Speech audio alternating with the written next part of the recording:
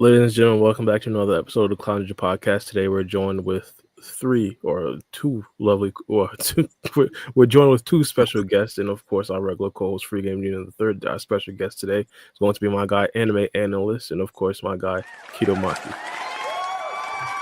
Appreciate it. What's good, everybody? Anime Analyst, aka the Young Jiggy Ninja. What's good with y'all?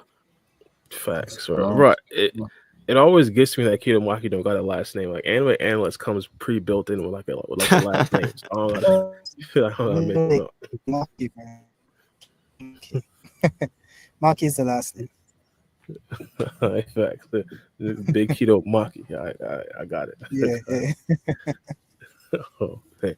Well, yeah, all right. So this actually is the first pod that we've done since the chapter recently came out, or the official chapter came out. We did the spoiler podcast. But what was your thoughts on the actual podcast, or not the podcast, the actual chapter 18 of Boruto? Do you guys have specific ratings for it?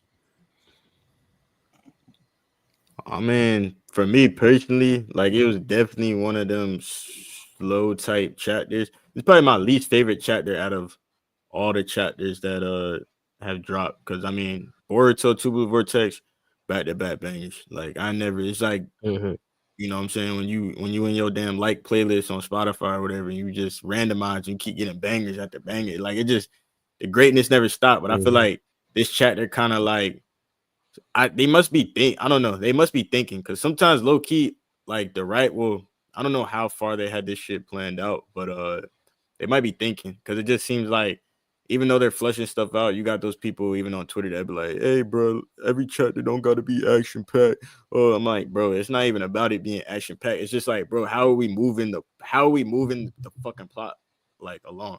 Like we already had Kawaki like approach Amado, so basically, bro just woke up, off the NyQuil, like, and I'm just like, bro, like, but at the end of the day, they did put some little nuggets in there. Like we got the little Amado's daughter. What's her name again? Akibi or Kibai? Yeah, we got Akibi. her. Yeah, fact. And then we got Shinky basically, or Ryu about to then pop off. So I mean, but it's like really like, what did we really like? I don't know. I just felt like it was a really mid chapter. I don't know. What do you think, everybody else? Nah, I could see where you could say where you come away and say it's kind of mid. But in my personal opinion, I guess I give my rating right now. What's your opinion? I kind of, off the spoils, I gave it an 8, and to be honest, I might have to back it up on this one. I mean, that's insane, you said an 8. Personally might, yeah, I personally might be a little bit average, bro. Chill out, bro. Yeah, but I see why you would kind of rate it a little bit lower, but I feel like I'm a little bit biased because I'm a Kawaki fan, and Kawaki's plot was like further than this particular chapter, like a lot. One of the things that we've been talking about like for like I think like past 3 or 4 weeks, ever since we found out that Kawaki had limiters, was like, when is Kawaki finally going to get his limiters removed? He didn't get his limiters actually removed, but we got to see a lot more plot regarding to his limiters. One of the things about Kawaki's like Karma Seal storyline was the fact that he was like supposed to like supposedly quote unquote revive Akibi. Like we kind of knew that even pre-time skip, and now because like this was like the actual spot, like this is the actual point where Amado thought like everything was supposed to come together and actually but at the end of the day, bro, like I'm gonna tell you this, I'm like, every time I get a slow chapter, I feel like I have enough writer sense to like understand and comprehend like how a chapter could be written better and stuff like that. Nothing's perfect, but I just feel like a lot of people, whenever we get a slow chapter, everybody tries to be like woke and shit, like, oh shit, like they shutting up, bro. They doing this, they doing that. But sometimes it's like, bro, nah, this shit's unexcusable. Like, to your point, it would have really much made the chapter more enjoyable if at the end of the chapter we saw the last panel instead of, you know what I'm saying, bootleg Gojo damn using an iron sand sword. Like, bro could have literally showed Kawaki on the last panel, like literally like pressing a button, or Amado like sitting up from the seat, and my boy just fully aura activated, like with the full power offensive. Like you just see the little knob turned up, and then you see Kawaki like give us a little quote for the last panel, like, because we already had however many chapters that was ago, bro, pinning up Amado against the wall. It's just like, bro, it's like what's the word? When something is like the momentum. It's almost like with the Kawaki shit, they broke the momentum. Like, bro, literally pulled up to Amado. Was like, bro, like, you know, take them limiters off, my G, or we gonna have some problems. Boom, boom. Like, and then next thing you know, bro gets slept. And then the next time he wakes up in the next chapter, then bruh sitting over here giving some, you know, speech to Amado saying, bro, like, I need you to make me a monster. I need you to, like, bro, like, we already went over this. You already told him to, like, bro, at the end of the chapter, you should have been had your limiters removed. You had this dude pinned on the wall the last chapter, and now you woke up in the ER, bro. Like, you should have had your powers by now. Like, that would have made the chapter like a banger. I can't even lie to you, bro. I know they're doing all these like switch arounds on the panels, like to different point of views, but it's like, bro, if Kawaki was on that last panel and he had some glimpse of like, even if he had both, like he might even have two dojutsu type joints, like when he gets his full power, like some shit to show like, yo, Kawaki, he on the move, like he done, you know what I'm saying? Stood 10 toes with Amado, that would have made the chat. But it just feel like it had all this momentum for Kawaki to say, make me a monster. But it's just like, bro, the momentum's not there. That's my opinion. I mean, I know that was a lot. From that standpoint, I get where you're coming from. Like he still didn't have his limiters removed. And to be honest, I think there's a possibility he still doesn't get his limiters removed in the next chapter. But like specifically, what I was talking about was like I like chapters that like progress plot, and this was like an actual moment that we've been waiting for, like from like pre-time skip. Like the moment where Akibi's body actually gets revived, and Amado's like, Kawaki, could you please revive Akibi? Like this has been setting up for a long time. Even the fact that Sumire was like, or was like in on the plan and everything like that previously before, and then they brought in they pretty much introduced the chapter by Sumire having like one of the first appearances. Like it just set up so perfectly for this actual scene. I thought this scene right here was something that we've been waiting for a long time now. Again, we didn't necessarily get the conclusion of the scene. We don't know if Kawaki is actually going to revive her and he's actually going to get his limiters removed. But specifically for this plot point, I thought that this being introduced in this particular chapter was like, it was like cool to me, like just off of plot purposes.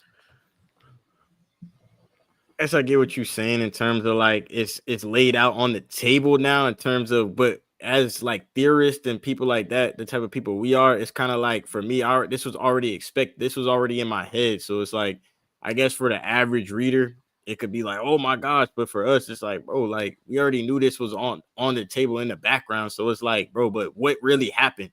Akibi didn't get revived. That's just another body. It ain't like that's her actual body. Like, bro, it's just another Delta body. Like, it's just a shell, bro. Like, so it's just like all you did was show another little clone that you had prepared, and then you talked about how you want your limiters removed. Like, we already got established in the last chapter that he had limiters on there. So it's just like, bro, nothing really on the Kawaki side, nothing really happened. Because in the last chapter, we knew Kawaki wanted his limiters removed, and we knew Kawaki had limiters because Boruto told him. In this chapter, all he did was plead his case, and then we see a Kibi body. Like, there's nothing there. The needle did not move, bro. That's what I'm saying. We found out about the ultimatum though, like from Amado's side. I could say that's definitely that definitely did. I could say I'll give you that piece kind of set up to where, yo, this dude, you know what I'm saying, Amado actually might be one of them final boss type hidden bosses type joint. Because I mean, bro, about to start unlocking all these new jutsus and shit. Like, just like how when he was fighting Inoshikacho, bro, started pulling out all types of ninja tools and all types of shit. So he might. I mean, yeah, I don't know what he gonna do, but yeah, I will say I've been on a train where like Kinomaki and Freehan probably gonna laugh at me. I think Amado is an upstanding father that just wants to revive his daughter. Like these guys think like he might have like some sort of crazy ulterior motive. He's some sort of secret Otsutsuki.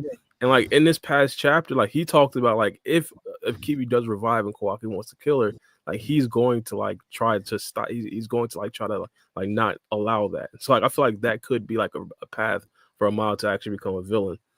Like if Akibi is revived as an Otsutsuki member, which I think is highly likely, I think we'll see Rogue Amado. Like that'd be bad. I mean, dude, like how you gonna say, bro is a shiesty individual, bro. Like literally, bro put limiters on Kawaki just to be on some, like, you know, just to push his own agenda. Like, bro literally has ulterior motives. Like, it's literally shown blatantly right there.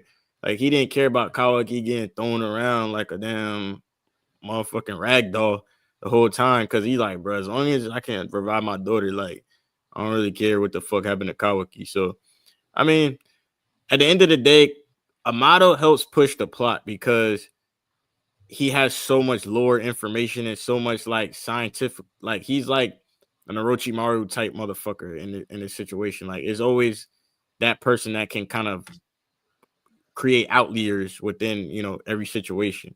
So it's like I can kind of get that because now people see that he's willing to, you know what I'm saying, crash out if Kawaki starts, you know, tripping out. But I mean, I heard people saying like Sumire might like take his limiters off or do something, you know, to help Kawaki in terms of if Amado start tweaking, like they can actually rebel against him. But I mean, I don't know. I just feel like I don't know. This chapter's still ass to me. I can't cap.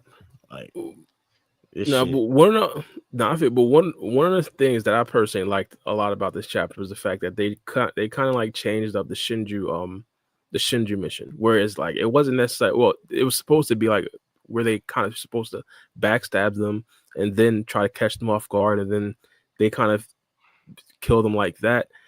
I ain't like that. I ain't like that at all. So the fact that the plan got completely like upended, which I didn't necessarily think was going to happen. I thought the plan was going to go smoothly, honestly. Thank God I was wrong about that. Like, because they kind of like destroyed that facade, I'm super happy. The fact that Konohamaru is not going to have his first W being like him rising his way to his first W, like I'm super excited about that. So like, if he actually does become the next Hokage, like at least he'll have like a legitimate W under his belt. So I'm happy about that. I mean, end of the day, it worked out for Konohamaru's ISOing you know, the Matsuri joint. So it's like his mission is still on go in terms of, you know what I'm saying, throwing that Riz that's non-existent, bro. Like, bro already got shorty about to spaz out. So it's just like, bro. He failed his mission, like insane, right? Insane work. I mean, he fumbling right now. He can recover. I feel like he's gonna have to pull like he's gonna have to pull a mean recovery, you know what I'm saying? But I've seen it happen in real life, bro. Done recovered that fumble before. So he's one-on-one, so he doesn't have people fucking up the shit. Like the little sand ninja, Yodo or whatever, she fucked up the whole agenda on the one side because she let her emotions like get in the way of trying to actually like kill Ryu. So I mean, at the end of the day, I just feel like I don't know. That one's just gonna be a whole brawl. That's just gonna be an all-out brawl versus the Konohamaru shit. Like, it's gonna be way more saucy. Like, he gonna have to sauce her up. I feel like I don't know. At the last second, his shit might fold.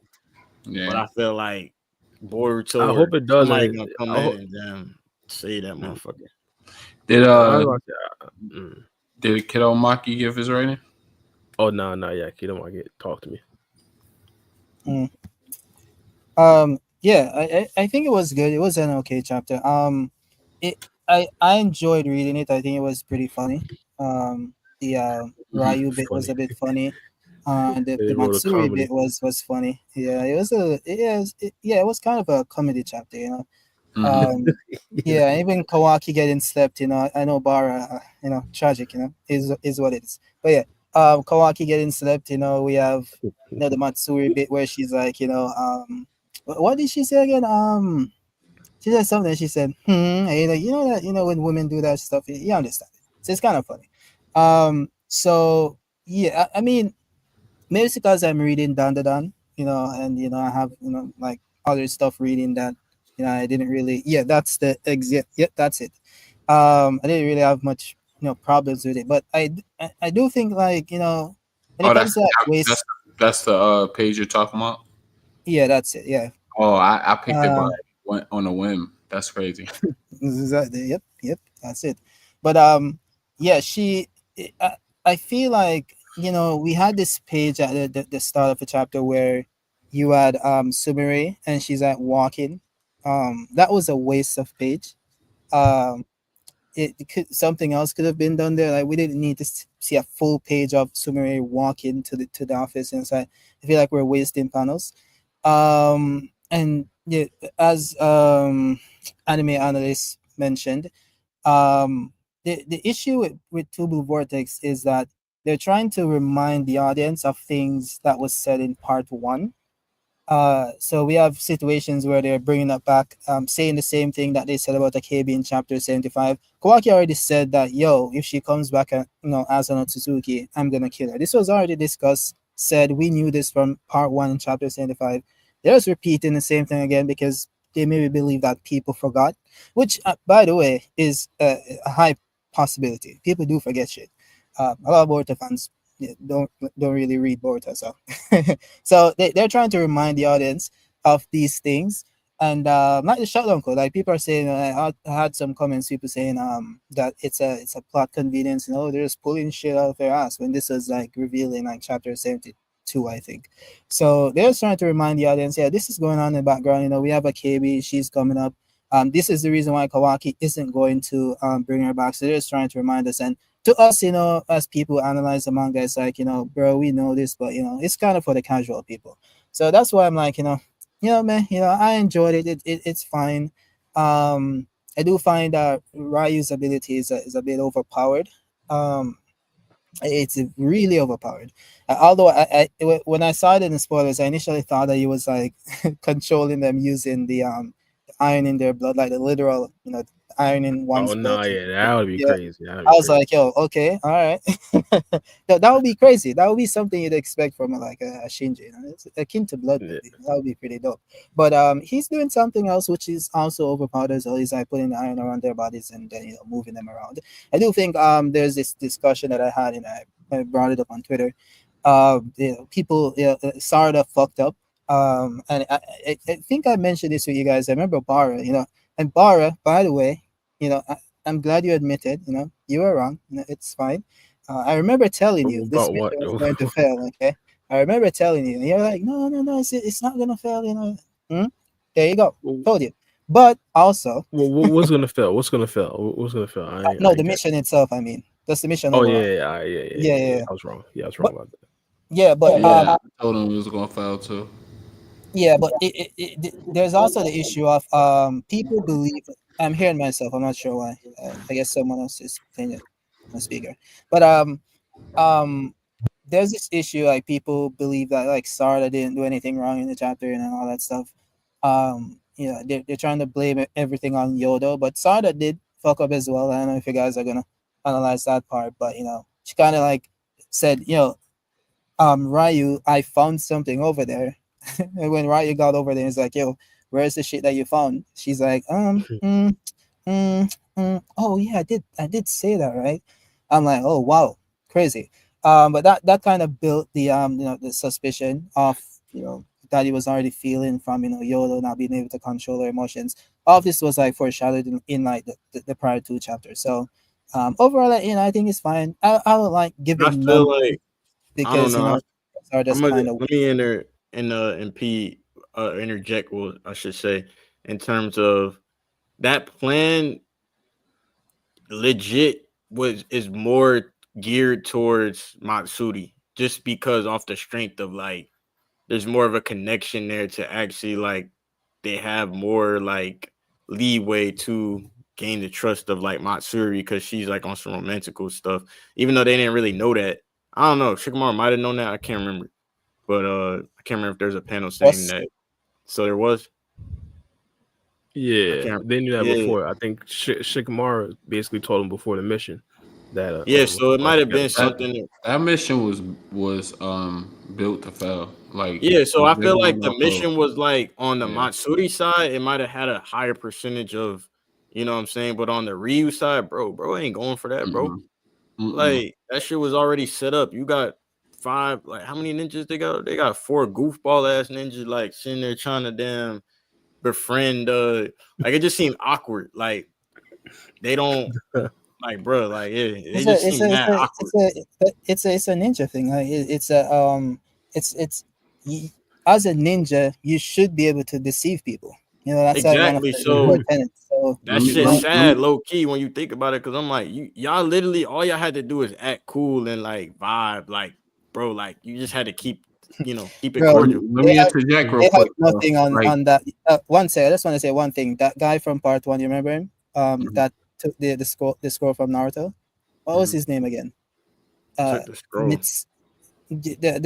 The first villain in Naruto. When Naruto Mitsuki. took the scroll and ran. Oh, the tuning. Yeah, Mitsuki? yeah, and he was like, whatever his name is, like he Wait, knew does he how have the to same deceive name people. as Nah, I don't know, what's like, Mizuki? what's his was name it again? Wait, what's his name? Does he have the same Mizuki? name as Mitsuki or Yo, Mizuki? No, chat, help us out with his name. Yeah, we got it, Mizuki. Yeah, but that's that's what you call like ninja being able to deceive people. Like bro's like flipping personalities, you know. But yeah, go ahead. Forget. My bad. No, what I was going to say is like this mission from the beginning was built to fail. You got to remember, like Kashin Koji, he has that pre-thought, so he already knows everything that's going to happen. He sent them there, and he already knew that the mission was going to fail, and that's the only way to get to his ultimate goal. I It's a wouldn't say that. I feel like, possibility. yeah, I feel like that. Like he didn't know for a fact it was going to fail. I think so. The thing with I think Koji's there's multiple abilities that possibilities. Because look at it. shit. Remember when? Sorry, Keto. Remember No, go when ahead. him and Boruto was having that like heated moment when he was asking him like, "What's the percentage of this like succeeding?" and he wouldn't answer him. Yeah, he said it was not high. Exactly. So he planned this mission and he sent them out knowing that it's going to fail. It's that's definitely possible, but I do think it's also possible that he doesn't know if it's gonna fail. So like if you're seeing multiple futures and like let's say 80% of them shows them failing, then it is true, like it's not that high, but it's also still possible that it would succeed, right? So it could go either way. Yeah. Of course. Yeah, because like Koji's ability, like it's not as powerful as people make it out to be. Like he can see multiple futures, but he has no idea which future is going to happen, right? So that's why like he still has to confirm shit. He has to like have the toad go to the 10,000th dimension to confirm that the 10,000th is in that dimension. Like if he knew that it was gonna be there because he saw the future where it was, he wouldn't need to confirm stuff. So like he's just seeing like a billion visions, and he's like, oh, maybe this happens. So it's not like this concrete thing where if he sees it, that's what's going to take place. Yeah, I feel you. Yeah. I mean, if I can give this chapter a rating, I'll definitely give it like a 7. Anime analyst, like I know you say like you don't. I don't want to like put words in your mouth, but like you say, you didn't like heavy dialogue chapters and stuff like that. I mean, I feel like I love I'm a lore junkie, so it's like for me, I like lore, so it's like I feel like I didn't get enough lore to make this chapter know what I'm saying, make sense for the speed. If they were dropping like dummy lore, like they dropped the whole what actually happened to the daughter, like what ailment she had, how that's related to the old Suski, and how the old Suski have known different medical. Like they could have brought up the whole seal, like the little Tsunade seal, how the old Suski, like you know what I'm saying, how Orochimaru or someone said that shit was like there's a lot of stuff that they could have like intertwined and interwoven within this chapter, but I just didn't feel the depth of it. It just felt like they're kind of just trying to like just kind of pass it along, like end of the day. Okay, they're kind of trying to think. And maybe they did need time to think, because legit there was nothing really new. Like of course the little Amado little snippet, but a lot of that didn't require a lot of thinking per se on their part. So in the original Naruto manga, remember Kishimoto was talking about, bro, like I'm trying to figure out how I'm gonna defeat Madara. Like I don't even know how I'm gonna take this dude down. Like I done written this shit, but it could be like I mean, but this is monthly, bro. Y'all boys got 30 days to sit there and cook. Like, bro, I need every chapter to bang out.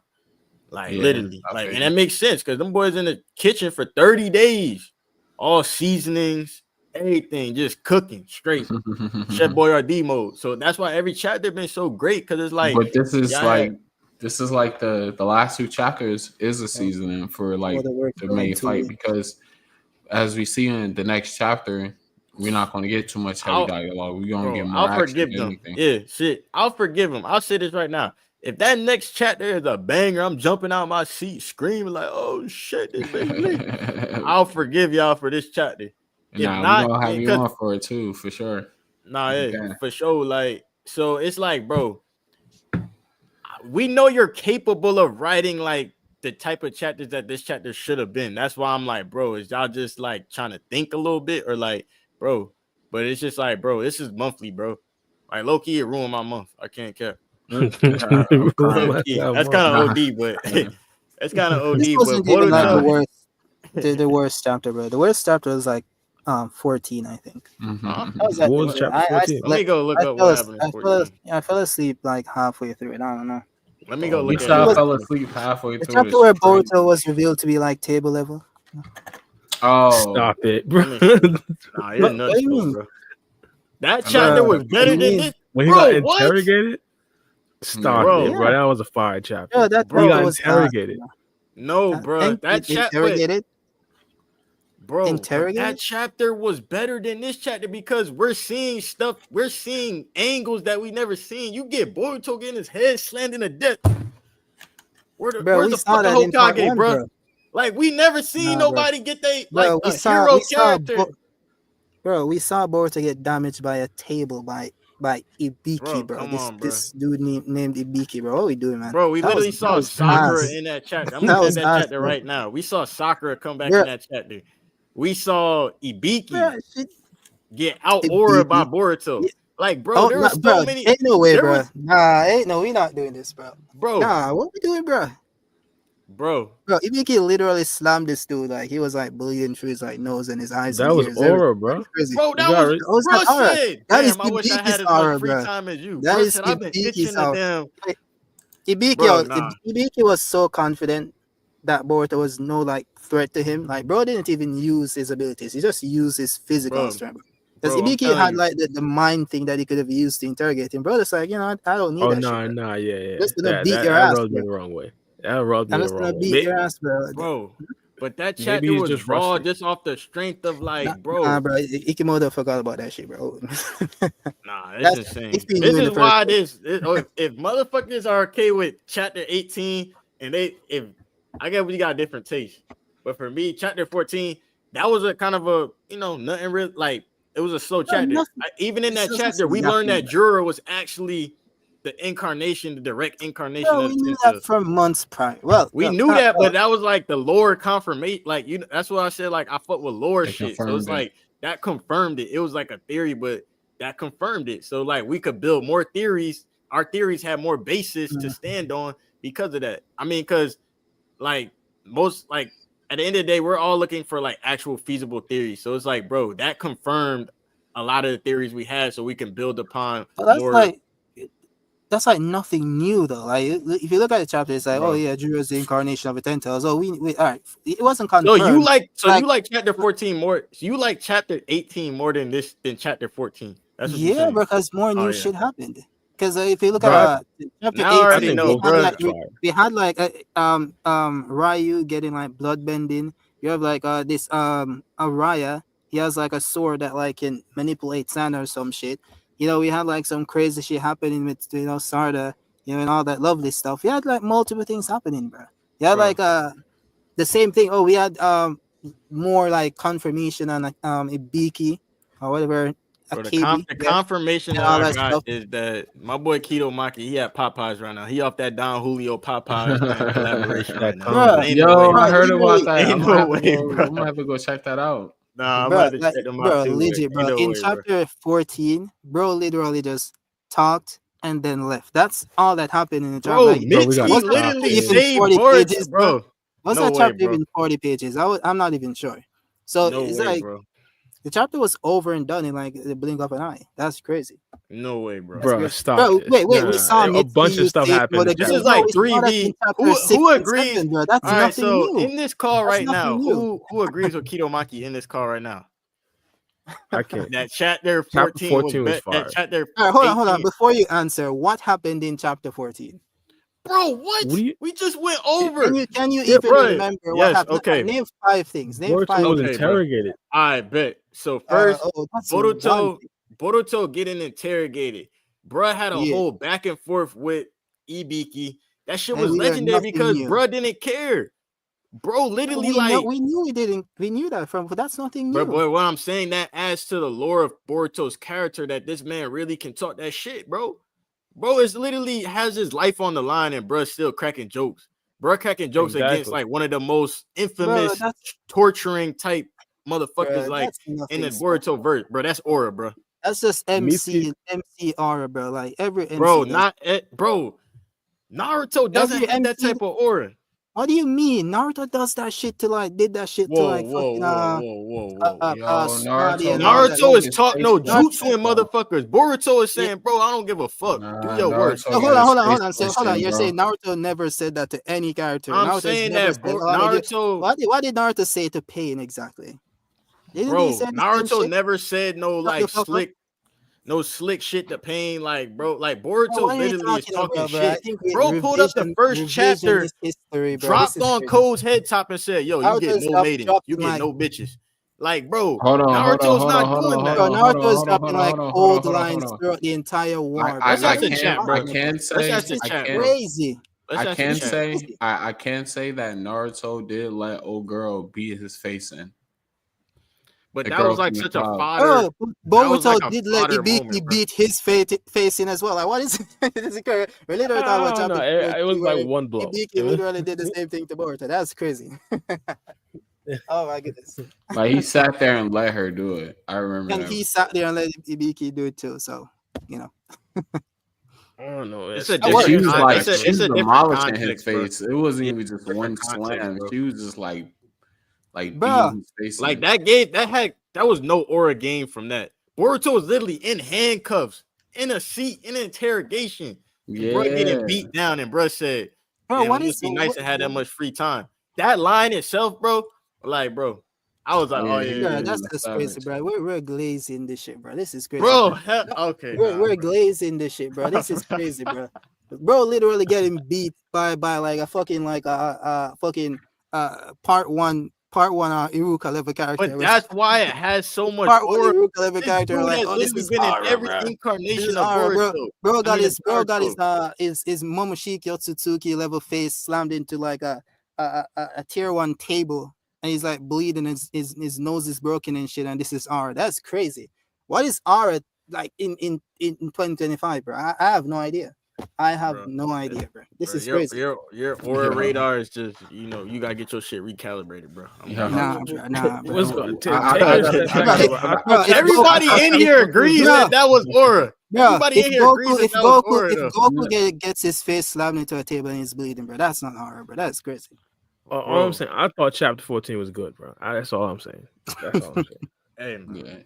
I think chapter 14 was good. We can agree to disagree. I mean, type shit. Yeah, I got a question for y'all though.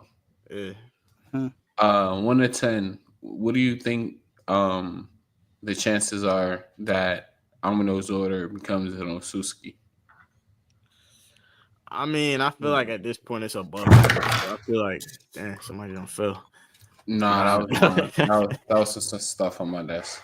All right. Yeah, I feel like it's like at least it's at least a 7-8 in terms of if it's the possibility, because that same concept got brought up in part 1. I mean, of part 1 of Boruto. Kawaki asked the same shit, so it's just like, bro, why they keep bringing this shit up, bro? Like, it's literally shit don't get brought up for no fucking reason. So it's just like, it creates an ominous, and even seeing her body, that shit just created an ominous vibe. Like, I'm just like, oh fuck no, bro. Like, some shit ain't right, bro. Like, so end of the day, I mean, that's me. But what y'all think? Yeah, I mean, I'd give it an 8. I'd give it an 8 as well. And I believe this could play into the idea that Amado is just a concerned father looking out for his daughter that once passed away.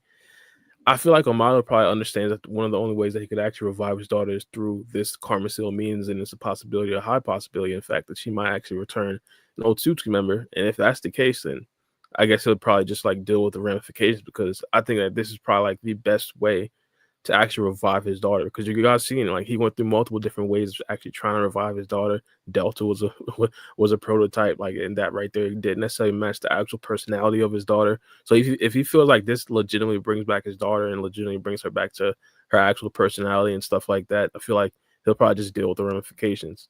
So like I feel like it's a high possibility that it is an Otsutsuki member, and Amado just doesn't care. What about you, Kato? What was the question? 1 to 10, what do you think the possibility of Amado's daughter becoming Otsutsuki? I think it would be. I think it's a 90% chance because it would be a kind of anticlimactic if it doesn't happen. So because they've kind of been setting that up for a very long time. So yeah, it's probably like 90 to 95%. Okay, yeah. Yeah, Did y'all? everybody. I think I asked Bar this. I don't know if I asked Kato. Anime analyst. Did you watch the Naruto movies? Yeah. Like the important ones, I say. You see Blood Prison? Yeah, I seen Blood Prison. You saw when dude tried to resurrect his son that died? I don't He was remember that part. I sacrificing. remember like Killer B coming in and started smashing shit, but I'm trying to. Oh I can't remember that shit! part. So what happened when he did that? Created some type of monster mutant type shit. Yeah, and he ended up killing his father. Ah man, that shit. It could happen like that where Amado, that could be some shit that happened. Amado get off by his daughter, and then she like, oh, thanks for fucking. She could just. I don't know, but there's still a lot more information we need out of Amado before he fucking gets offed. Like, but I mean, it could be some Wait, Frankenstein shit, like, bro, trying to. Yeah, we so still got a whiles away until he does resurrect her Yeah. because Kawaki said he wasn't doing it now. so You know? yeah, I believe she'd be like a superhuman if she gets revived. Like she'd be like super strong. Bro, she's just gonna come back as she's gonna get fed. She's not gonna be a villain or any shit like that. She's just gonna Yeah. be Otsutsuki, and she's gonna get fed to the Tento so Code can get his chakra fruit. That's Yeah, you gonna be gotta. that. Yeah, you gotta think about it. What the fuck is the like story wise? What the fuck is the point if there's no fucking like seasoning or spiciness to her getting revived? Like, what the fuck? Like, would it like it'll serve as a catalyst for something else to happen? Like, it's too big of a plot for nothing spicy, not for something spicy to not happen. If that makes sense. Like, what the No, fuck? I feel Like, daughter's revived. Oh my gosh, how you doing? Like, nah, this shit got to be some type of twist because it's like they've been slapping this shit in front of our face. Whole chapter, they got this joint laid out in the damn bed, infirmary unit, in a damn cryogen tube, whatever them shits are called. Like, they got Shorty like sitting in a tube, in a lab tube. So it's like, bro, like something diabolical about to happen, bro. Like, shit just. no, yeah. I feel like Kitamaki just laid it out perfectly. It's a possibility that she becomes like the weakest Otsutsuki member, the only Otsutsuki members on, or the only Otsutsuki member on the chessboard that can't really like defend themselves. And Cole just thinks it's a golden opportunity to just throw her into like a 10 tails. It's like I feel like that'll probably be like the actual purpose that she serves. Where Amado and everybody else will probably have to defend against Code. I believe Kawaki, as soon as he realizes that she's an Otsutsuki member, Amado probably have to defend against Kawaki as well. So like I feel like that could be like the storyline. Just Amado probably like going all out to defend his daughter. Yeah, It's like like I mean, like the story. It's like we have many villains at this point in the story. We have Code, we have Jura, we have the Shinju, we have Momoshiki, we have the other Tsuzukis. We have so many. We don't need a KB, okay? She's gonna serve a purpose, and the purpose is gonna be to bear the chakra fruit, because Code needs to get a chakra fruit to be valuable to the story. I think and I think Jura mentioned it back in chapter 13 or 14. Or was it 15? I don't remember. So they're gonna give him the fruit, right? So maybe Code doesn't get it, and maybe Jura takes it for himself because he kind of mentioned it as well. What if we take it for ourselves? I don't think Kawaki and Boruto are gonna get consumed. So I think that person is obviously gonna be a KB, and that's what her purpose in the story is gonna be. But of course, it's not gonna happen right away. She's gonna have her reunion with Amado, and you're gonna have some conversation, all that lovely stuff. And then she's gonna die. That's what I think. But I could be wrong. Wait, I so mean, yeah, it depends on how strong she is, though. Like, she could possibly like hold all Shinju. I mean, not Shinju. Sorry, Shinjutsu or whatever. So it just depends on where they like bring the character. Mm-hmm. Uh, like I just highly doubt she'll be like, and like power scaling wise, like a factor once she gets revived. Like Might be the stronger than strongest I could make. Shiki. Hmm. Now You you said what talking now? about Stronger than chicken. Shiki. No, What? I have it like for example, like the Akibi body that we see right now, like without the karma stone. How strong do we think that vessel is? I mean, it depends, like if it's just a KB's data within the karma. Now, if we assume, the karma seal does have the power to like rewrite data to, let's say, Otsutsuki data, so it's gonna rewrite a KB's human data into Otsutsuki. She'll still be a KB. It's like Boruto, what Momoshiki did with the Boruto data and all that stuff, right? So let's say it can do that as well, and she's just genetically Otsutsuki, and that's it. Now maybe she gets some amps from being that, maybe just being genetically Otsutsuki gives you some like a stronger bone tissue or whatever, like some strength or whatever. But for her to have like immense power, it would have to be a case that maybe like some of Kawaki's power also gets transferred to Akebi as well, right? Maybe because Or it's coming from Kawaki. or you know Or maybe that Amado does something. yeah, but I say you know that Amado's been tinkering with what is it Shiba's DNA. So just Mm-hmm. because some of his creations have like some of his abilities, that doesn't mean that like that's all the abilities he possessed. So he could have saved like the strongest one for her. Yeah. Well, he doesn't decide which ability they get. Well, based on what they told us, he could be lying. So maybe When did they say he doesn't choose? I thought he gave it to him. chapter They had to wait. They had to awaken it. chapter 75. He just Chapter 75. implants. He just I'm gonna look implants for the it. cells, and they get an ability, and this was confirmed in chapter 13 by Koji. So multiple people, so members of Kara, were implanted with the cells, and it's just like happen chance, like someone just gets an ability. So Koji just got his later on. Delta also got Shiba cells, but she never awakened any abilities. So it's just like he's just giving them cells, and some of them manifest abilities, some of them don't. So that would be like This chapter chapter. 13, prescience. You said chapter 75, right? 75 and 13, one of the two. Yeah. So Okay. I mean, the thing is, like, he says it's a fresh body, so it's like he's like it's not Delta. So at the end of the day, technically, like biologically, like Delta's the same being as a Kibi, but it's like we don't know if this body is well. Technically, it's all about the purpose. I feel like we can much further know what Amado's plans are with his daughter if we look at what modifications the daughter has, the Kibi body has. If this shit has no modifications, then that follows the storyline of he just wants to revive his daughter. But if she has all the same modifications that Delta has, that's more in line with this dude, has some alternate, what I'm saying, mission that he's on and where he wants to accomplish. Because at the end of the day, we know that if he implanted Shibai cells, yeah, Amado did say that. I mean, Koji did say that, you know, basically all of the inner cars are implanted with Shibai cells, but it seems like that Shibai's abilities activate in a time of need, because Koji activated his shit like right before he died, type right before he was about to perish, and then it just randomly awakened. So it's obviously some type of trigger in regards to how that activates. So But look what he said Except though. Delta. Look what he Delta said got though. cooked. I don't know how accurate this translation is. But it says Shibai's various abilities were quite incredible. It said, without needing to weave signs with ninjutsu, he generated storms with a wave of his hand and called for thunderbolts with jutsu and angry roar.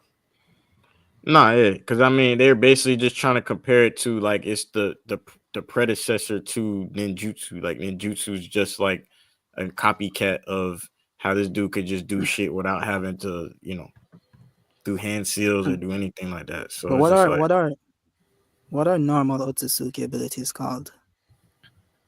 Normal I Otsuki don't know. abilities. This should just call abilities because ninjutsu is kind of like a ninja thing that what is it? Indra created, like weaponized. But I Yeah, think before that Molten they didn't. chakra. Yeah, they didn't really have like a name. They kind of just do shit. Like Trying to just yeah, do shit. Yeah. No, yeah, he told him how to Abilities? mold the chakra. yeah.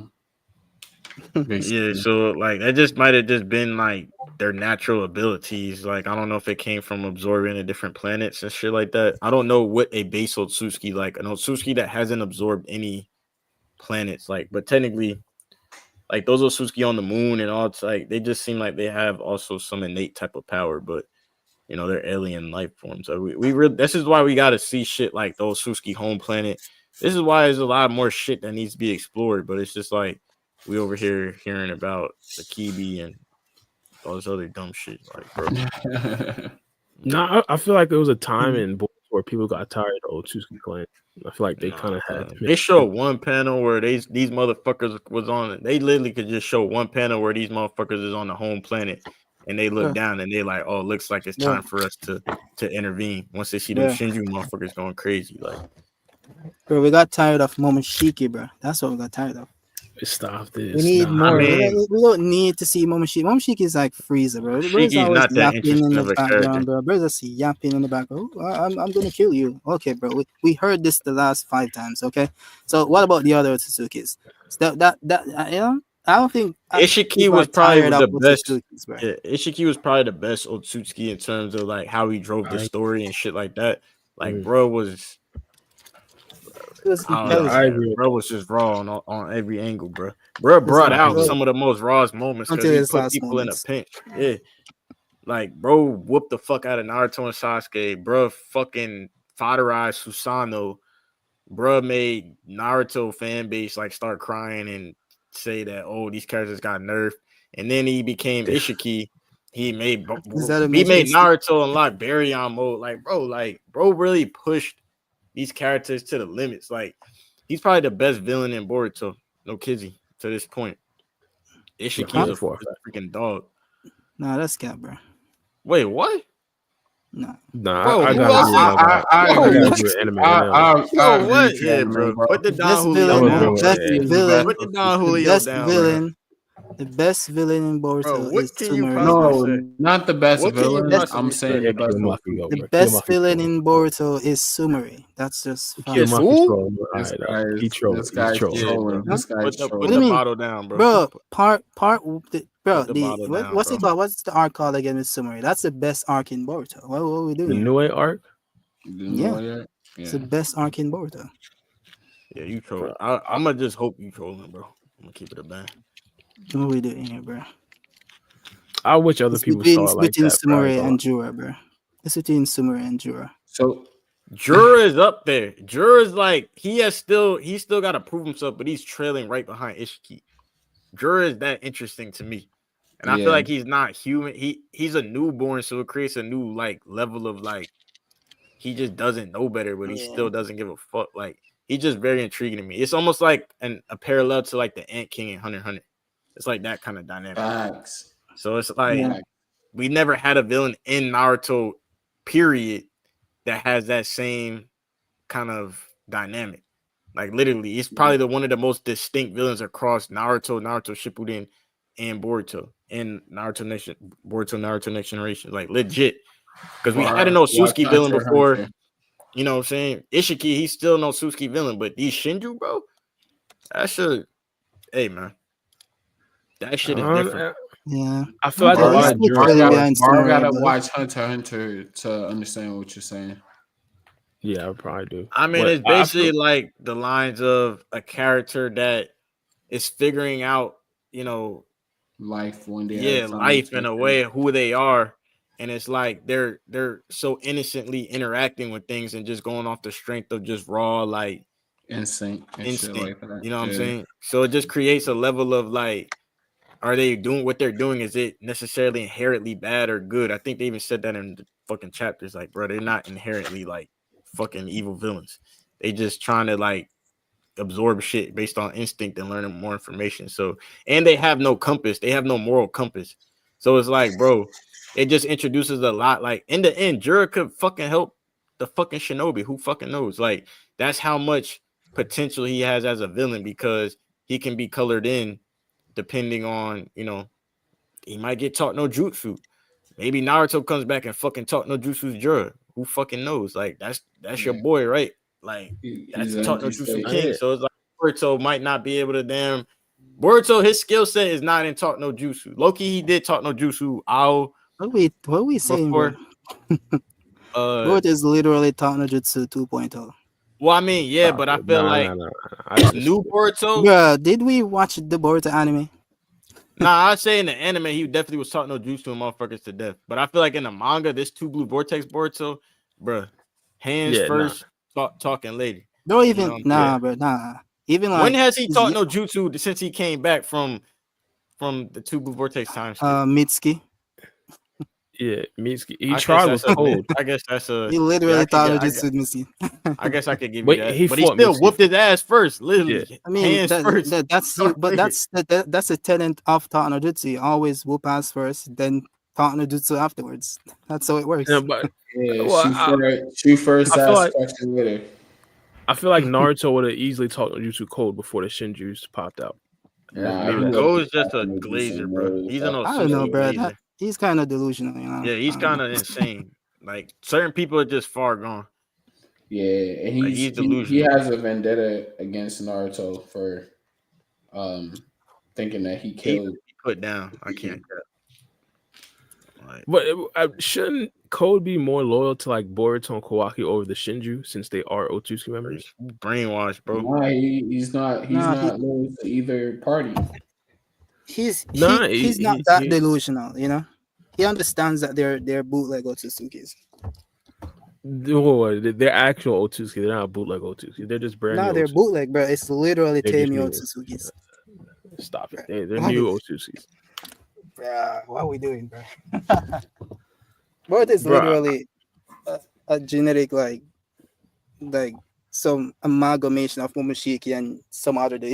It's like a mongrel. Right? It's a mongrel. What's the word called again? What do you guys use? Cannon, bro. When someone has two different hybrid.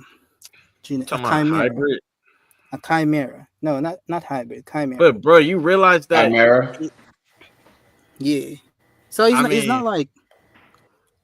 So Code understands this. You know, Code is like, yeah, you know, you're Tsutsuki, but you're not Otsutsu. You're not born. You know, he's not. But we know that's how they're all created. Like we have to. That's why I say the lore is because we have to see how an Otsutsuki is like. No, I understand. Are they born or are they created? Like it's almost on some like Attack on Titan shit. Like we got to see the first Otsutsuki. Like how did this shit even become a thing? Like I agree with you. That'll be fire. Yeah, like because bro, at this point, the shit we know now, like Otsutsuki could be created from regular, different space beings, and then they end up becoming more, you know, looking the same as what these Otsutsuki look like now because they've absorbed planets and shit. Like I don't know, it can get really deep, but I don't want to like base shit on information that's not like set, that's not like actual like confirmed type shit.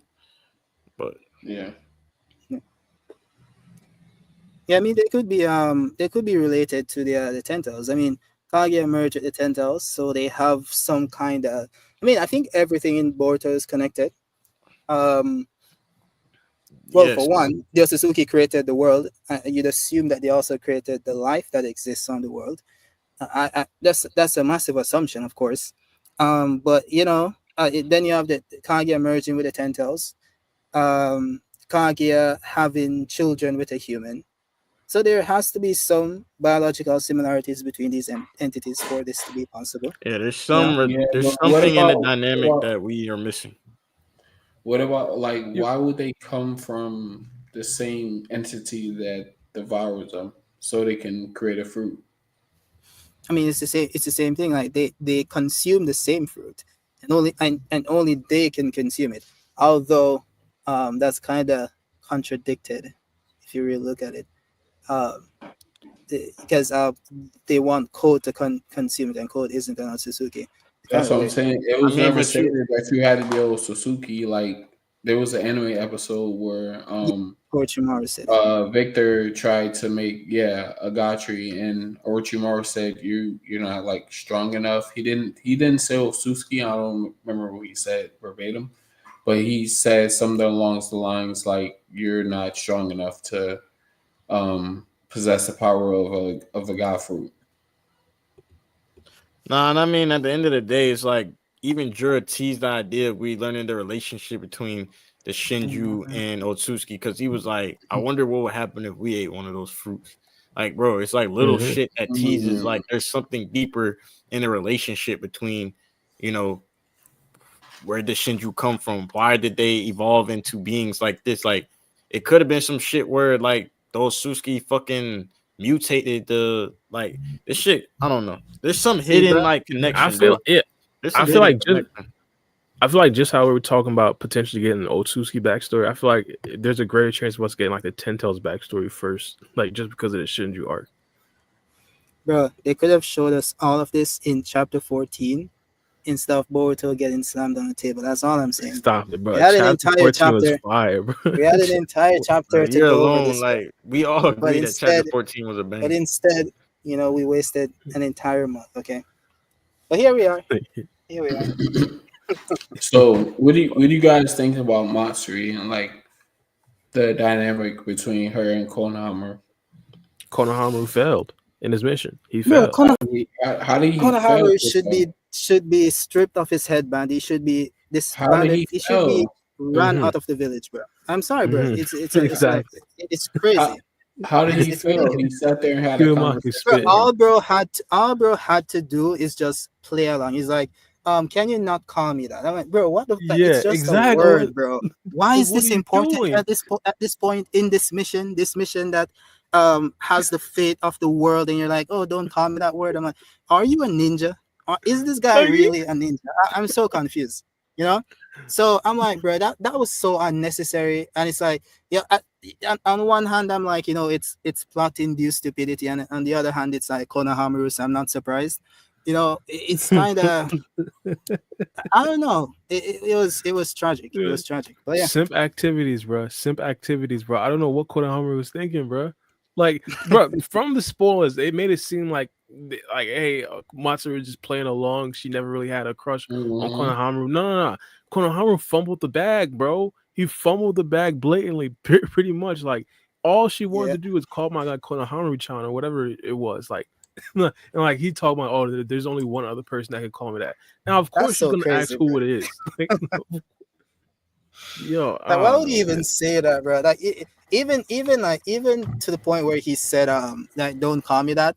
But then to go on and say only one person, like that was so crazy to me. The entire mission is this person likes you, and you're gonna say, don't call me this word that's it's kind of like endearing. Only another person can. I'm like, bro, what? This is that was so crazy to me. It's crazy, but yeah. You can call me babe.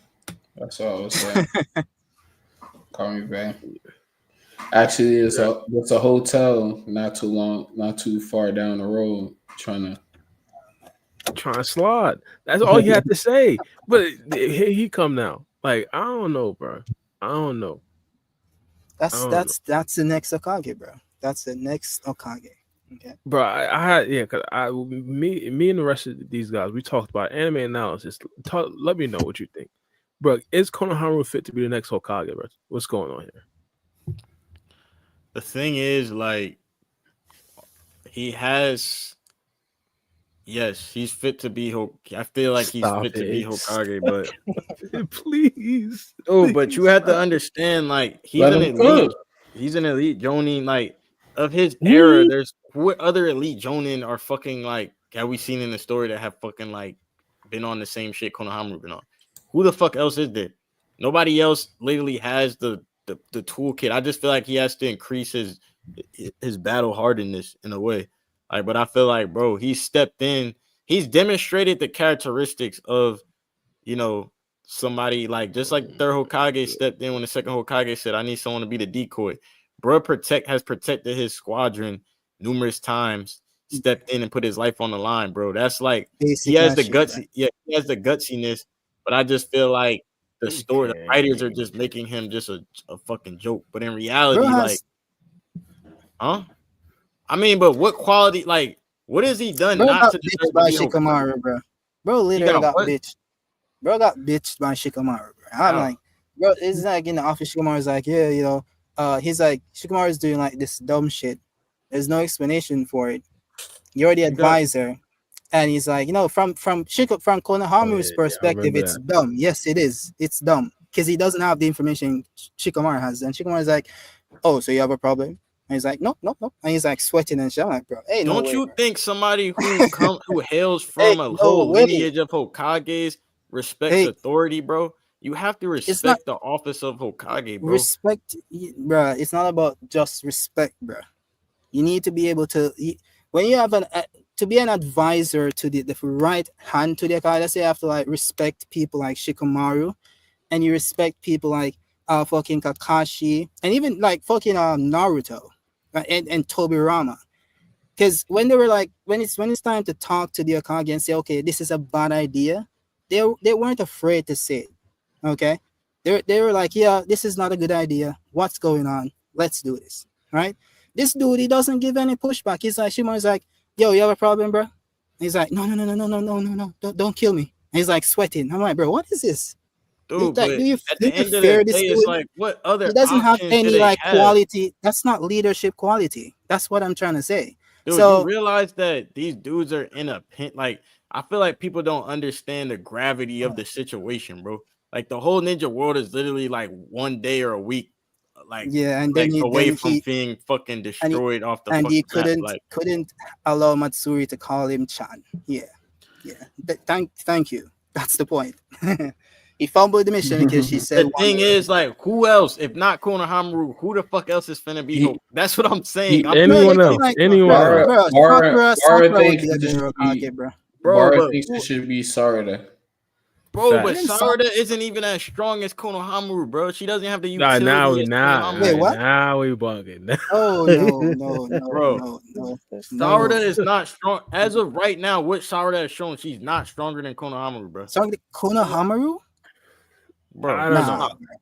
know. Stop, Konohamaru hasn't shown much. Like, what has Konohamaru shown? bro, he literally Konohamaru has shown utility, bro. It's literally the fact that this man has he invented a new Rasengan barrier. He literally has, like, when he was fighting Kashin Koji, when everybody else got stuck behind that electric field or that toe ceiling shit, he was able to absorb the shit. Like, bro has only got cracked against like superior, like crazy powerful type of, and like Kashin Koji, bro. You're almost all the people he faced. But I'm saying that's the writers, bro. If you met Konohamaru against someone who's actually in his same, he still fought them though. Bro, still put up. That's like saying we should ignore the writing to get until we get more writing to make it more favorable. Who's gonna be Hokage in Konohamaru's generation if it's not Konohamaru? Just bro, tell me. It gotta be. Sakura is right there. Okay, bro, stop. Sakura is right there. I said in Konohamaru's generation, bro. No, but he doesn't have to come from him. Sakura is right there, and then when Sakura is finished, Sarada can go in because like a few years, Sarada is gonna be off age, and she can. Konohamaru will be Hokage before Sarada, bro. That's not gonna happen. I'm gonna bet 5 it's literally the same shit how Kakashi became Hokage before Naruto. Like, I'm gonna bet 5 bands on that. Now we're comparing Kakashi. Konohamaru is not becoming bro, Hokage. but you realize that Konohamaru is basically the equivalent. Like, he's not, like, the writers like Kakashi more, but Konohamaru is like literally why we don't see Kakashi is kind of because like Konohamaru is the new gen version of Kakashi essentially. Like, he just doesn't perform as like skillfully as Kakashi. Like, Konohamaru has a lot of skill, like that's a big shit. But that's a big part of it, though, right? Like, that's a big part of being Hokage. Bro, what I'm saying, it's the writers, it's not him, bro.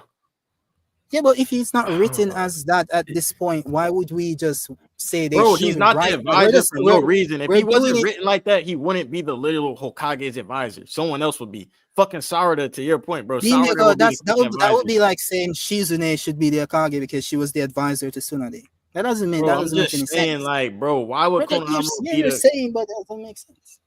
I'm just saying, if not him, who else in his generation? Sakura And I is. have yet to hear an I answer. don't care. I I have don't yet care to hear about an it. answer of a ninja in Konohamaru I generation. don't care. It does not have to come from his generation, so you don't need an answer to that specific question. The next Okage is gonna be Sakura. Oh my Oh, god. I got Sarada. yeah, and after but it depends on how long. Because I'm assuming Shikamaru is gonna die, bro. I don't know. I feel like he's gonna die. He couldn't, he could not, and maybe last a few more years, and Sarada comes in. I don't think they're gonna make Sarada the Okage while she's still a teen, So she has maybe 3 more years before they promote her to Okage and stuff, Well, let's say he becomes a plot merchant and he actually does live throughout the next couple years. Do you think he'll ever be fired by the higher up, the higher ups? Bro, I mean, I should say the thing with the entire the guys in the background, the what's it called again, the feudal lords. I feel like he might get fired, but I don't think it's gonna end there. I think he's gonna die as well. It's kind of like foreshadowed from part 1 when Code said you're like the top on my bingo list. You remember that in chapter 71 or I think it was 72. Yeah. I don't know. I feel like Code is gonna kill him. I feel like he's gonna get a chakra fruit with a Kabi's body and he's gonna kill Shikamaru. Bro, Code is not dictating no storylines in Boruto, bro. What are you doing here? Bro, nah, bro. I'm telling you, bro. I'm telling you, Code is good, bro. Do you think they kept him alive for no reason? He's gonna get that chakra fruit, bro. I'm telling you. No, they foreshadowed he's gonna it in be chapter someone's pawn. I don't think he's getting a chocolate fruit partner. I don't think he's getting that. Maybe not. Maybe Jura takes it, and the first 10 tells to get a chocolate fruit. But I just feel like for them to not touch the lore that once a chocolate fruit is taken from a god tree, that the 10 tells then rampages, for them to not touch that lore in this storyline, I think it'd just be shocking.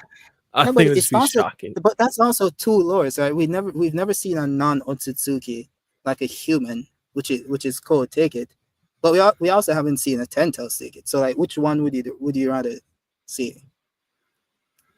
The 10 tails. I think we did see a human take it. Didn't we see that bootleg god tree?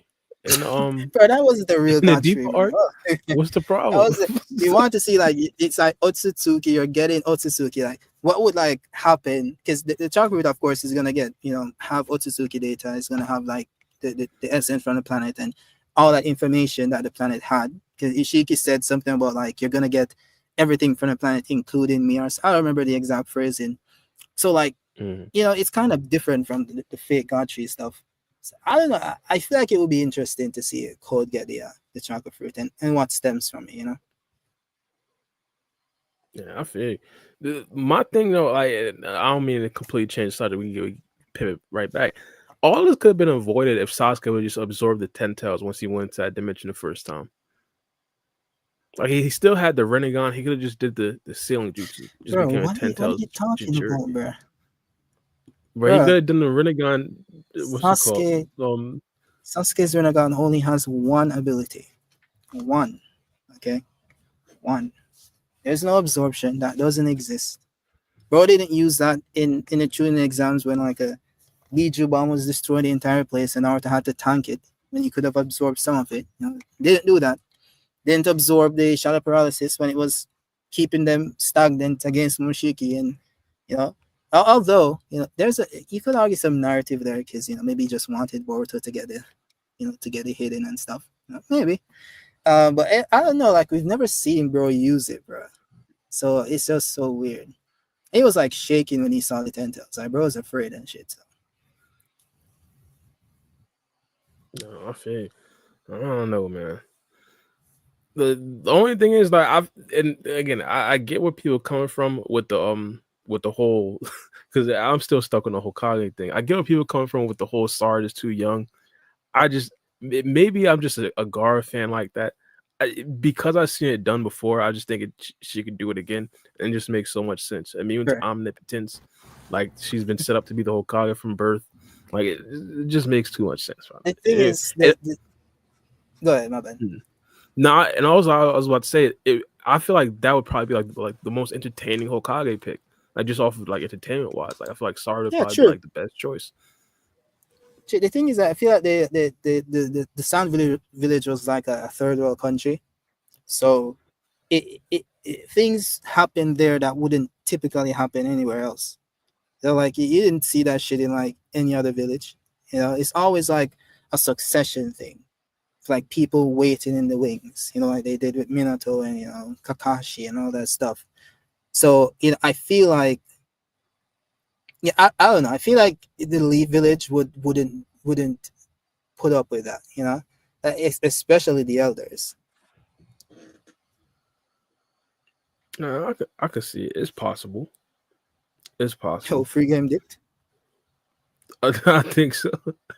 I think so. I was just looking at it like, well, I don't know. I mean, I thought the duck was having a glitch. I thought we just couldn't see his overall picture, but I guess so. Maybe. Yeah, the other guy dipped as well. Oh yeah, and he typed in the chat anime analyst. He said he had to dip out soon. I remember he said he couldn't stay for like the whole time though. Yeah, that's straight. Okay. Yeah, facts. So I did want to ask, like, do you think Kawaki will actually like revive Akibi? Yeah, I think he will. It just I feel like it has to happen for the story to move forward. Like they kind of, as I said, like they foreshadowed it since like part 1. It would be weird for it not to come to fruition. Oh, they could, and it would be kind of weird. But I don't feel like they're gonna do it. I feel like she has. I just feel like someone has to be fed to the 10 tails. So, because a chocolate fruit is going to be made. Of course, when a chocolate fruit is created, you don't need to absorb the entire life of a planet, right? We saw that with the 10 tails in the past and stuff. You can get multiple fruits before the planet dies off and shit. So I feel like it's gonna happen. A fruit is gonna be created, and she's gonna get fed for that time. I don't think it's gonna be like Boruto and Kawaki because they still exist further down in the timeline because they fight later on and stuff. What about you, free game? Since you back now, finally, you think Kawaki's gonna revive Akibi? I do think he's going to revive her, just not yet. I think I really think that she's going to be the final villain. Like they are harping on the Osusuki thing a little bit too much. And Kawaki's Karmaso does have Osusuki data. Like I said, I think Amano's been tinkering around with the Karmaso and adding some Shibai data because he said it was easy. He said all you had to do was add the DNA, blah blah blah. He's a god, and he said in one chapter too that he's not a god. He can't do godlike things. The only way to bring a person back from the dead is to be a god, and that he's not. So I think that he added some of that data into the Karmaso, and that's going to go haywire. I don't know. The only way I would accept KB being the final villain is if she's like Shibai. That's the only way I would accept. I don't want this random ass god.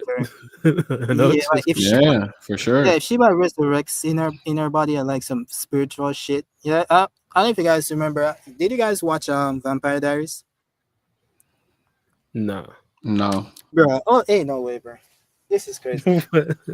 Ain't no way, bro. Ain't no way. Well, that's Vampire Diaries Platinum in Jamaica. What's going on here?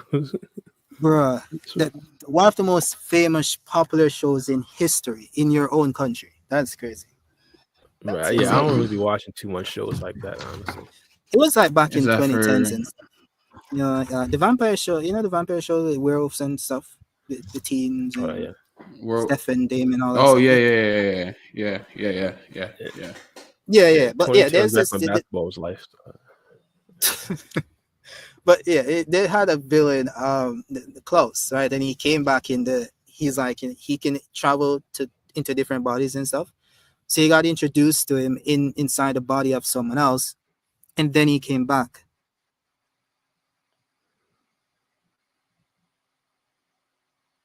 Wait, say that one more time.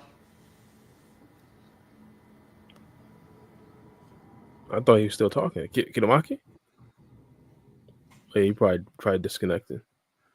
Yeah, I think he did. Yeah, And I no, was like, I got what? tapping. Yeah, I got tapped into a bunch of shows, bro. I said, bro, Right, you yeah, always say that Vampire and you Diaries. never do.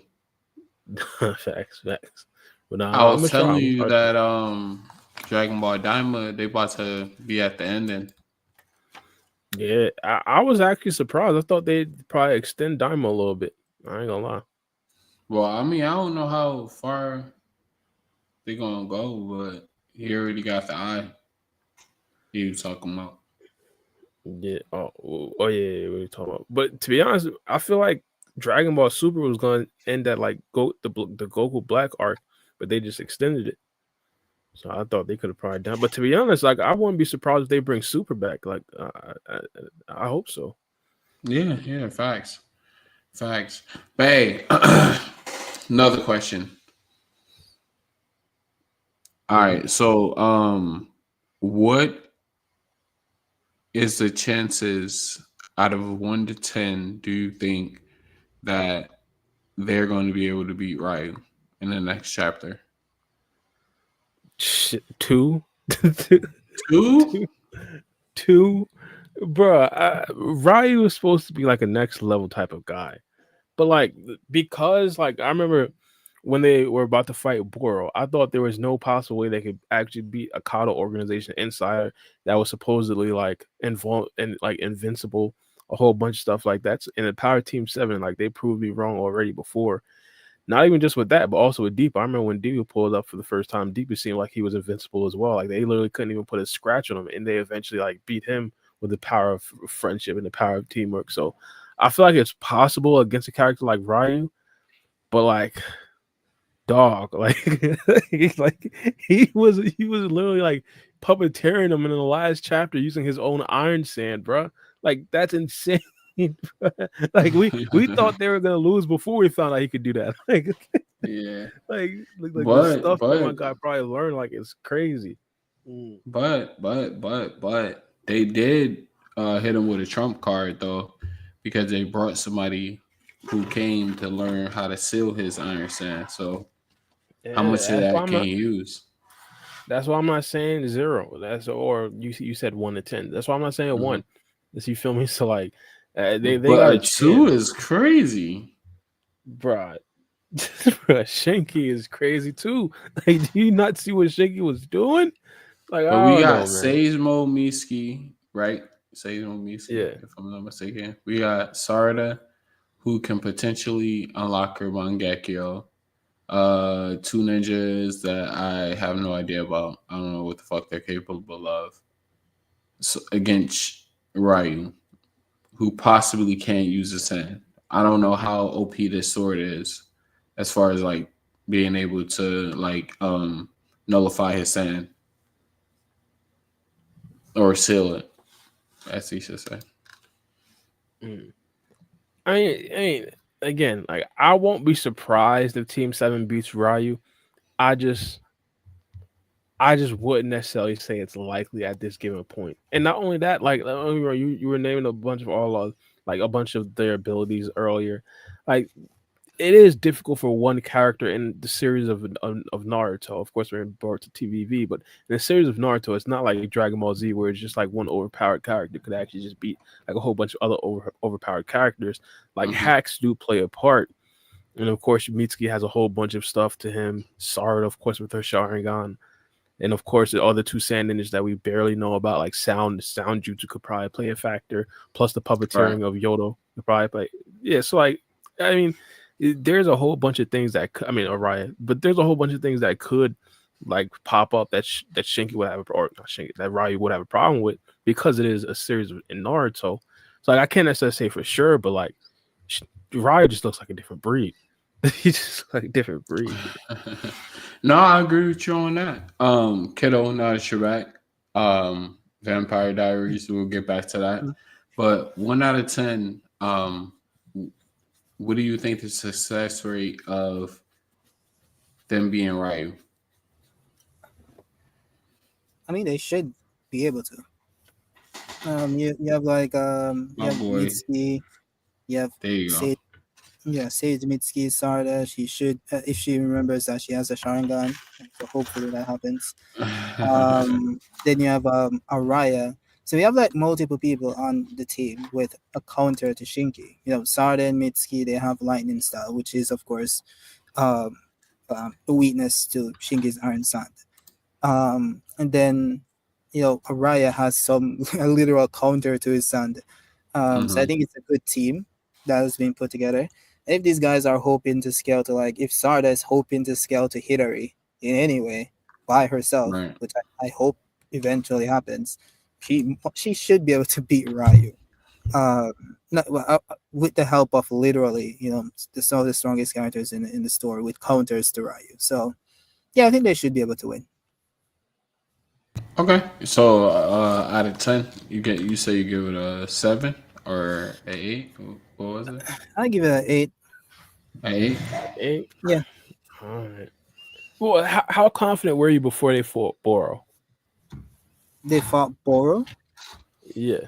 I mean, I was, I think I was confident that they were going to win, and because I didn't really think Karo was that impressive, so impressive. Whoa. So yeah, like it's just like Boro is just like a random dude that turned up. Like we didn't know anything about him. Like we know the Shinjis are like Tentos and stuff, but that guy was just like a random dude, random bald dude, and he's like turned up and say, "That's what I didn't Random like." ball, dude. I didn't have any expectations for Boris. So I was like, yeah, they're gonna beat him, and then fish pot. I feel like no, we heavily disagree right there. What do you mean? I feel like he came in with like some built-in clout and some built-in aura because he was in the Kado organization, like Data. No, because I mean maybe we saw the Kara stuff differently, but when I was reading the manga, they barely existed, and maybe it happened differently in the anime. I'm not really an anime watcher, so I don't know. In the manga, they barely existed. We just know, there was Kara members, and Sasuke thought they were like they could be really strong, could be Otsutsuki level maybe, but that doesn't mean like every one of them, of course, are the same level and all that stuff clearly. So I wasn't like going into it thinking like these guys are like all of them are like Jigen level or something. So when like Naruto lost to Jigen, and then we had the literal two Karma users with Kawaki and Boruto, Kawaki having the Karma Seal of Jigen, and so on and so forth. I wasn't like worried. We had like literally the full main cast: Mitsuki, Sarda, Boruto, and Kawaki. So I knew they were going to win. It's like MC plot armor, so I wasn't really worried. The only time I get worried is like when you have side characters only, because they could actually die.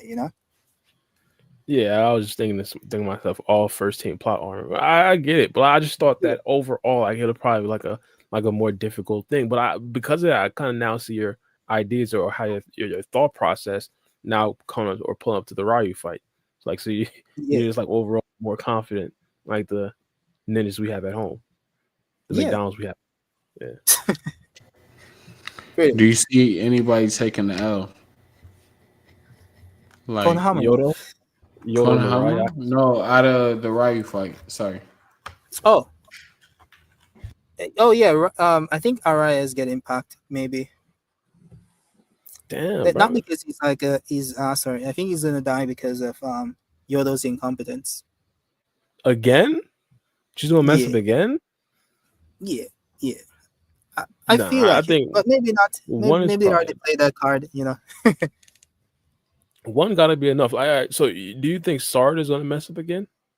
Because she did come in with like that. Well, that I think storyline. I would say I would agree with Kiddo. Not on the fact that he made about her messing up, but I mean it could be a combination of both. But he should be Ryu's main target because he's the one that's hindering from him using his sand technique. Yeah, that's true.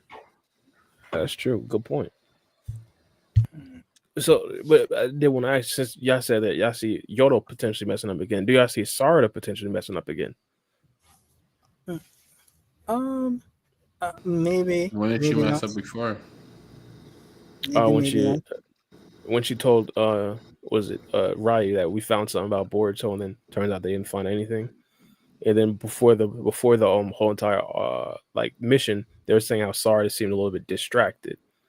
So like same thing with Yoda, where it's like they seemed like a little bit on edge before the mission. Like, in this chapter, I think it was like last chapter where she was like, Araya, I think we found something over here. It was when they were trying to separate Ryu and Matsuri. Yeah, but yeah, I don't think she's gonna mess up again. I think she's probably locked in because it's like active combat, so it's kind of different. So I don't think she would be distracted here. And the only way she would mess up is if she like forgets to use the Sharingan again, because it's kind of a theme, So yeah, for a fact, yeah, especially in the manga, manga. So that's the only way I think she would be like messing up. But Yodo, I don't know. She seems like I feel like there's gonna be a panel where she goes after the Thorn Soul again. Where and then like she's about to get stabbed and Araya jumps in front of her. The typical story stuff. Yeah, I think typical boy shonen stuff at this particular point. So you think Konohamaru is gonna lose? Oh, okay. I see what you're talking about, kiddo. Yeah. He could lose, but at the same time, I've seen some people say maybe he can raise up Matsuri. There are ways to fix these situations, but the thing is that he's in a tight spot because like they're gonna be like fighting Ryu just a few meters over there. So I don't know how Matsuri is gonna miss that happening. So I don't. Yeah, I feel like a fight is gonna happen between Matsuri and Konohamaru as well. If will he lose? I have no idea. Maybe. Yeah, I see where you're coming from. Well, like, hypothetically, if she does see Ryu and everybody else fighting, do you think Konohamaru tries to like distract her?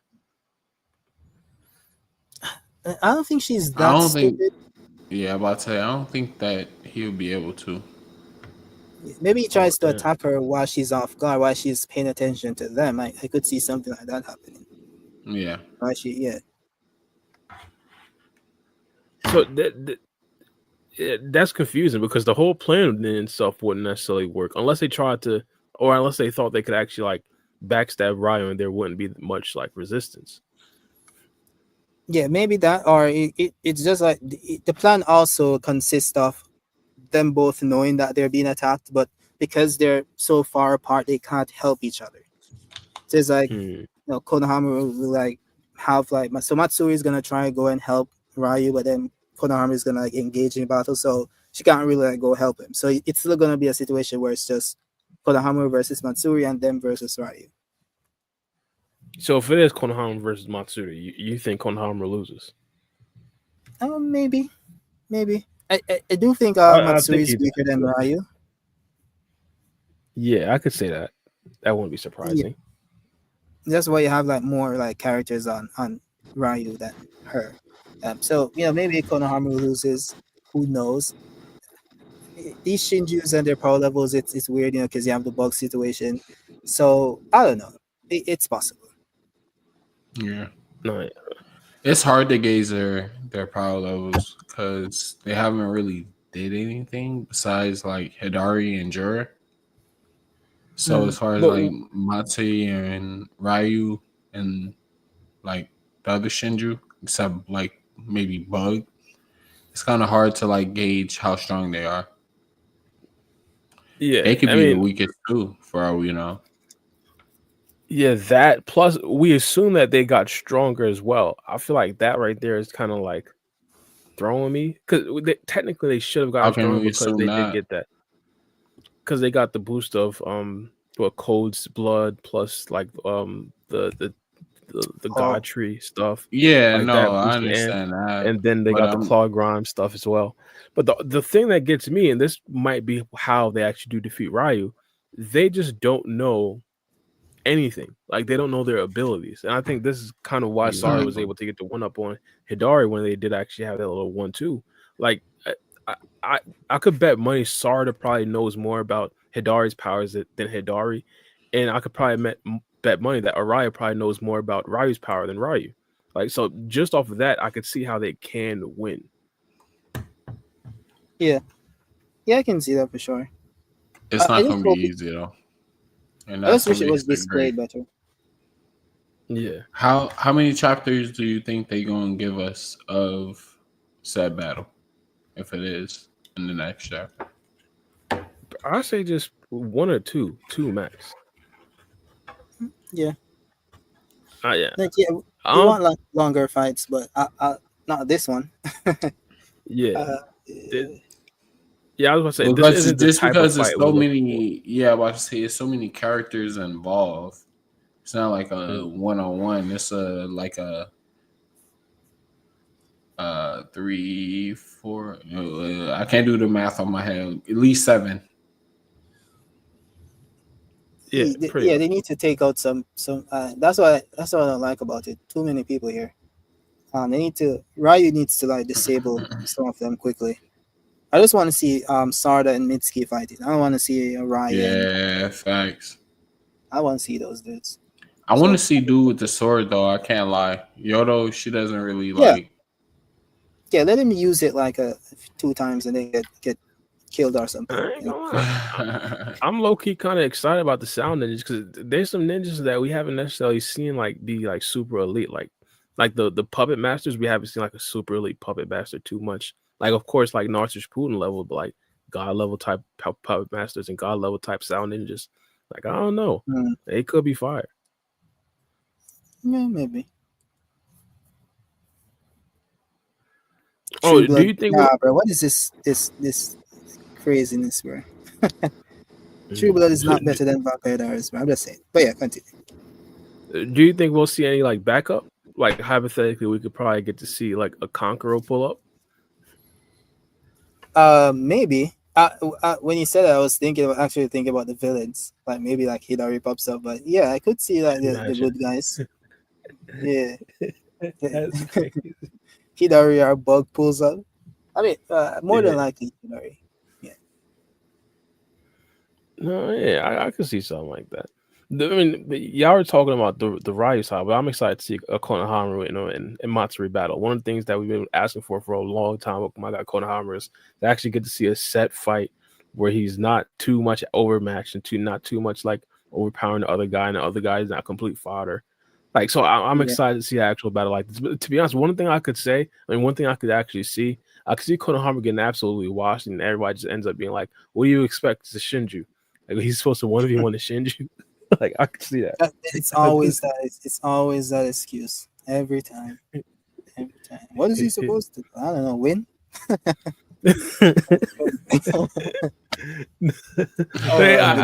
I can't even say too much because his opponent is like Ishiki Otsutsuki. It's like Kashin Koji. Like, damn. Yeah, Kashin Koji, even AR or whatever his name is. Yeah.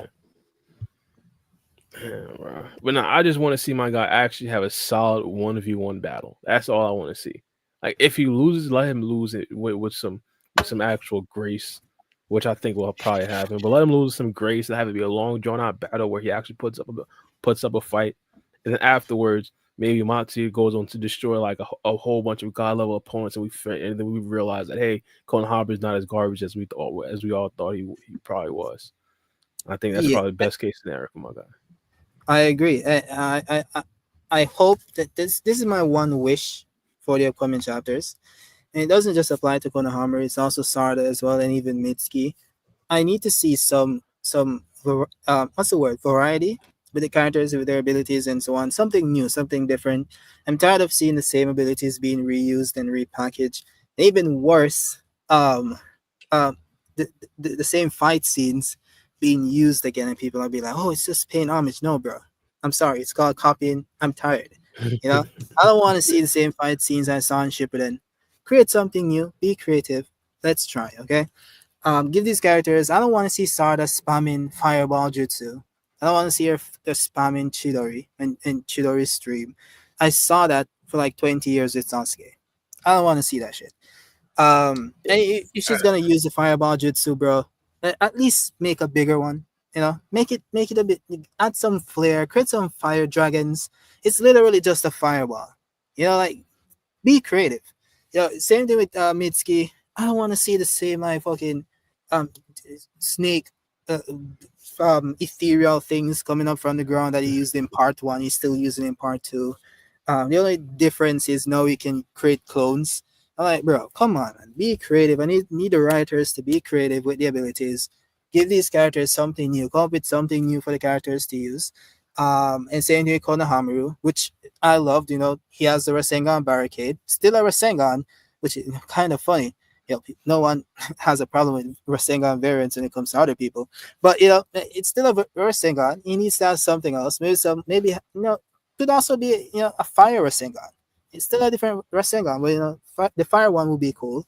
I think that was in the novels with Jiraiya, or was it in like a daily book? I'm not sure, but that would be really, really, really cool. Or something different. I just need to see them use different things that I haven't seen before. I don't want to see reference. But if they did do like Kirin, I would give it a pass. Kirin gets a pass. That's it. Anything else, everything should be different. No, what's it called? I understand the overall point, but I guess it's probably like our part in question. But I did have this question, but because it's kind of funny because you did bring up the fact that you kind of hate like us paying homage. But like, if there was one thing that we could bring back from like Naruto, what would it be? The question, bring back from Naruto. Yeah, if we could pay homage to something. Make Renegades great again. Okay, make Renegades great. Should make a hat of that. They should do it, bro. I'm tired of these Renegades that are just there for like fashion statements, which was literally pioneered by Sasuke himself. So I would hope that these Renegades would have abilities this time around, and we get to see them. So yeah, that would be really cool.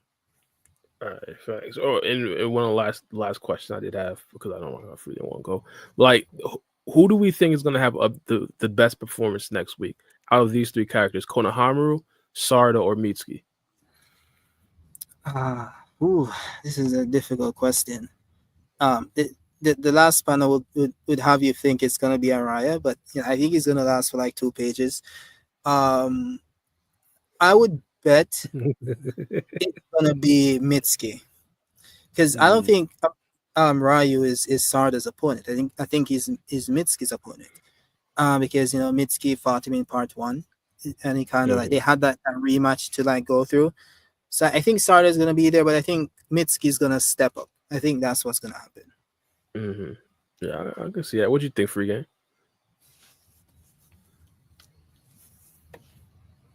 Oh, not Free Game, not even. Free Game. Hold on 1 second. I guess I'll give my answer. Yeah, I'd probably go Mitsuki as well. One of the things that I think would probably happen in the next chapter is I think Sarda probably like come up with a plan to probably go against Ryu, since she has like a lot of actual like tools on the battlefield. Like, one of the characters that she has on her side kind of already knows Ryu's abilities. One of the other people kind of are kind of familiar with Ryu's abilities, and also Mitsuki has like a whole bunch of abilities, like a treasure trove plus his sage mode. So I think she has like a lot of things she can actually work with. But I think when it comes to actually the actual battle, the actual fighting Ryu, I think Mitsuki probably gonna do the most damage. Konohamaru, I just don't necessarily see him again. Like, maybe I'm just too pessimistic. I don't see either of them actually flat out winning, but I see Konohamaru probably putting up an all-time disaster class. Like, that's on the board. That's on the board, and there could be that excuse. Hey, he is fighting a Shinju 1v1. Like, what do you expect? So we literally already have that. Facts. What was the question? Sorry. I was saying, who next week? Who do you think? Or not next week. Next chapter. Who do you think puts up a better performance? Sarada, Mitsuki, or Konohamaru? I'm gonna have to say Sarada. Not bad. The reason why I say Sarada, I don't think she's gonna put up best performance as far as like taijutsu or like fighting. I think she's gonna play the background while everybody else like distracts them and do like, I don't want to rehash like the Boro fight or anything like that, but she's the best candidate to use her Sharingan to figure out what's going on. Oh my god. Oh my goodness. More homage. I can see it. I can see it now, bro. I can More see it now. homage. She's We got see the Boro flashbacks. Snatch that, Yeah, snatch I'm that getting soul bowl flashbacks, out bro. of her. Oh my goodness. Snatch that soul bowl bottom. That's just crazy, but okay. Yeah, here's what it is. Snatch the I can soul actually bowl with see the that happen. Sharingan. I mean, with the Shidori. Yeah, that's crazy. That'd be crazy. Bro copying himself. Paying homage to himself.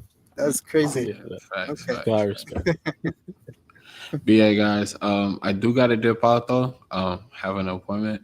But everybody, thank you for joining us. Kiddo, always a pleasure having you on. Shout out to Anime Analyst. Surprise. I said subscribe to his channel as well as Kidomaki. And we'll catch you guys next time. Shout out to all the members too. All right. All right. Y'all. Thanks for joining Kidomaki. Thanks for joining Free Game. All right, y'all. Always. Okay. Peace. Hey, hold on before we end. Bara, Mm. do you work tomorrow? Nah. We could pod tomorrow. We said that before the pod. All right, for sure. So if Free you game. guys want to hear like anything else besides Boruto and stuff like that, subscribe to my channel, Diplomatic Community Podcast. I'm gonna put that in the description. No, the comments. And click on that, and me and Bara, we're gonna do a pod over there, and we're gonna talk about stuff other than Boruto, like the DJ academic situation, amongst other things. So yeah, catch us on there. Peace. Yeah. All right, y'all.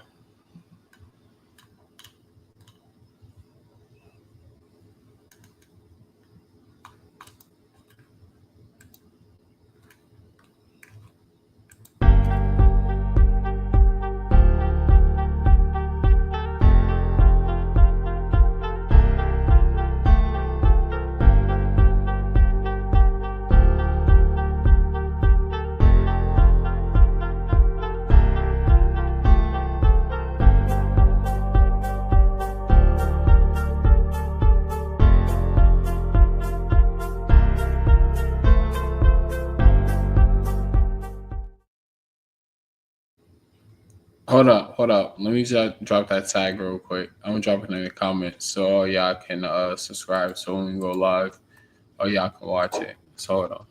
Bear with me 1 second. I got it right here. Make sure y'all subscribe, right? Don't forget to subscribe. Beat the podcast on me and Bar tomorrow. Again, thank you for joining us on another Cloud Ninja podcast. Please like, comment, subscribe if you're watching this in the future. And again, peace. Thanks for all the members. And thank you guys for always showing support. Catch y'all next week. And yeah. Diplomatic Community Reloaded. Subscribe. That's Free Games channel. Show some love. I'm almost on my way to monetization. So kick that up. Peace.